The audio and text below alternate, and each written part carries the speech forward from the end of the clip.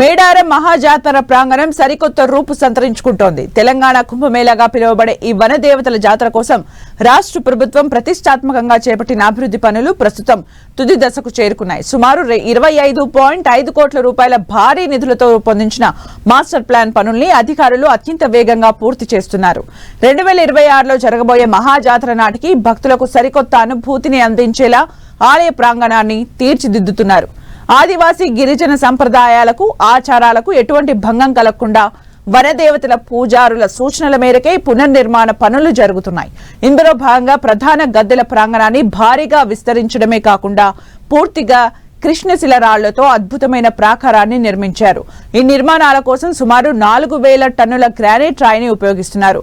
ప్రతి గద్దెకు 8 పిల్లర్ల చొప్పున మొత్తం 32 రాతి పిల్లర్స్ తో గద్దెల ఆధునికీకరణ పనులు శరవేగంగా సాగుతున్నాయి.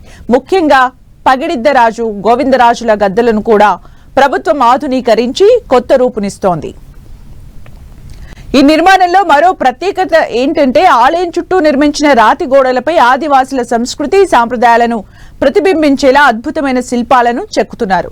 7,000కు పైగా చిత్రాల ద్వారా గిరిజనుల పుట్టు పూర్వోత్తరాలు, వారి జీవన శైలి, వనదేవతల చరిత్రను భక్తులకు కళ్లకు కట్టినట్లు వివరించేలా ఏర్పాట్లు చేస్తున్నారు. ఒకప్పుడు సాధారణ గుడిసెల్లో కొలువైన తల్లులు ఇప్పుడు ప్రపంచమే అబ్బురపడేలా కళ్లు చెదిరే కళాకృతులతో కూడిన రాతి మందిరాల్లో కొలువుదీరబోతున్నారు.